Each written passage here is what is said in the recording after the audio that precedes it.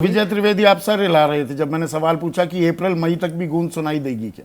हाँ, इसलिए मैं सर हिला रहा था कि आप बहुत बेचैन लग रहे हैं कि अप्रैल मई तक, ये मुझे लगता है एक साल तक राम मंदिर को लेकर एक पूरा कार्यक्रम जो लोगों का है दर्शन करने का वो चलता रहेगा। और इसमें बीजेपी कोशिश करे ना करे, अब जो माहौल बन गया है उसमें जो लोग अयोध्या जाना चाहते हैं, अप्रैल मई तो आज है, ये समझिए आज और अप्रैल मई में कोई फर्क नहीं है राम मंदिर को लेकर। 22 जनवरी को जब प्राण प्रतिष्ठा का जो समारोह हो रहा है उसके बाद तो अप्रैल तो समझिए कि अगला ही दिन है, वहां तक तो वो गूंज शुरू हो रही है, खत्म नहीं हो रही। इसलिए उसको अब इस तरह से मत देखिए। मुझे लगता है एक साल ये जो गूंज है वो चलती रहेगी, वहां पर दर्शन का आने जाने का कार्यक्रम वहां पर चलता रहेगा। 140 करोड़ का देश है, श्रद्धालुओं की तादाद बहुत बड़ी है, इसलिए मैंने प्यू रिसर्च के ये आंकड़े भी बताए। पर आस्था वोट डालने के लिए भी आपको कहेगी क्या इन दोनों में कोई रिलेशनशिप है या अलहदा है? ये दोनों चीजें, रिलेशनशिप भी है और अलहदा भी है।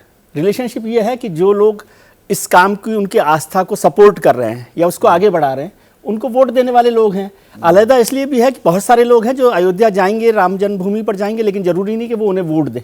तो दोनों बातें हैं उसमें कि किस तरह से हो रहा है। आपने नहीं, मैं ये इसलिए पूछ रहा हूं क्योंकि आपने 92 की घटना भी कवर की है विजय। 6 दिसंबर 1992 को जब बाबरी मस्जिद ढाई गई, उसके बाद 93 में जो चुनाव हुए, दरअसल बीजेपी कहीं नहीं जीत पाई, एक सरकार भी बनी अल्पमत की, वो राजस्थान में। जी बिल्कुल ठीक बात है, लेकिन 93 और 2024 को एक साथ देखना गलत है। बहुत कुछ बदल गया। सरयू में बहुत पानी बह गया। मैं 89 में भी सरयू के किनारे था, 90 में भी था, तो सरयू में पानी बहुत बह गया। इसलिए ये तर्क ही गलत है कि 93 में वहां पर सरकार चली गई थी और वहां एक कॉम्बिनेशन बन गया था, मिले मुलायम, काशी राम और हवा में उड़ गए जय श्री राम। तो वो नहीं, मध्य प्रदेश में भी हुआ, लेकिन वो उसका मतलब नहीं है। और उस समय एक दूसरा तरह का माहौल था। आज पूरे देश में हिंदू धर्म को लेकर, हिंदुत्व को लेकर, राम मंदिर को लेकर एक अलग माहौल है। ऐसे में जो ये प्राण प्रतिष्ठा पर सवाल उठाए जा रहे हैं, शंकराचार्यों के बयान मैंने तफसील से यहाँ पर पढ़े कि जिस भाई अभी शिखर नहीं बना, प्रतिष्ठा ही मुकम्मल नहीं हुई, तो प्राण कैसे फूके जाएंगे? या ये सवाल बेमानी है आस्था के सामने? आस्था के सामने बेमानी है, लेकिन बेमानी सवाल नहीं है।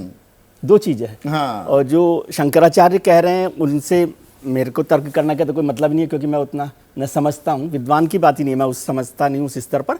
लेकिन आस्था के आगे ये बेमानी है, और आस्था आज बहुत हावी हो गई। इसलिए कोई इस बात पर चर्चा ही नहीं कर रहा कि वहाँ पर कितना मंदिर बना है, आधा बना है, पूरा बना है, कलश बना है कि नहीं लगा है, क्या क्या चल रहा है। आज आस्था ये है, केवल आस्था क्या है आज आस्था ये है जो एक पूरा प्रोग्राम बना कि भाई 500 साल से ये मंदिर का इंतजार कर रहे थे रामलला, और वो मंदिर बन रहा है और वहां पर उनकी प्राण प्रतिष्ठा हो रही है। ये उसका एक बेसिक पॉइंट है, ट्रिगर पॉइंट ये है।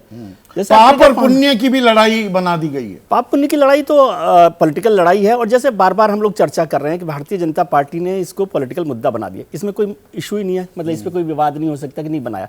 लेकिन प्राण प्रतिष्ठा इसीलिए की जा रही है 22 जनवरी को, क्योंकि उसके बाद तारीख और बहुत काम है, और रामनवमी तो अप्रैल में आएगी, तब तो चुनाव होंगे।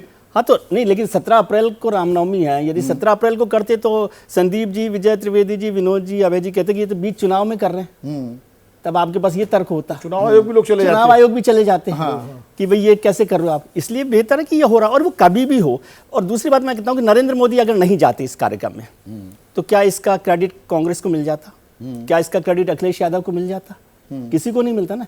नरेंद्र मोदी से उसका इम्पैक्ट जो है वो बढ़ गया है, केवल इतना फर्क पड़ा है। क्रेडिट तो उनको मिलना ही था। राजनीति भारतीय जनता पार्टी कर रही है, राजनीति कांग्रेस कर रही है कि नहीं जाकर, राजनीति अखिलेश यादव कर रहे हैं कि जाऊं कि नहीं जाऊं, राजनीति उद्धव ठाकरे कर रहे हैं कि भाई मुझे तो इनविटेशन ही नहीं मिला, मैंने तो बाबरी मस्जिद को ढहाया था, मेरे कार्यकर्ताओं ने, मेरे शिव सैनिकों ने। शरद पवार अलग तरीके से कर रहे हैं, लालू यादव अलग तरीके से कर रहे हैं। तो सभी लोग राजनीति कर रहे हैं। और ये कहना कि भगवानों के बीच कॉम्पिटिटिव पॉलिटिक्स नहीं हो रही है, भगवान के नाम पर हम लोग कॉम्पिटिटिव वही मैं कह रहा हूँ। जैसे ही घड़ी का काटा दोपहर 2:30 पे आए, बबीता जी का दिल सास बहू साजिश के लिए मचल जाए।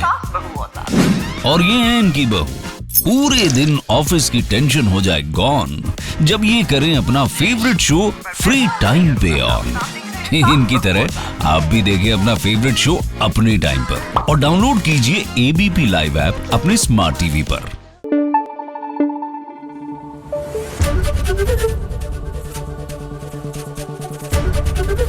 एबीपी न्यूज आपको रखे आगे।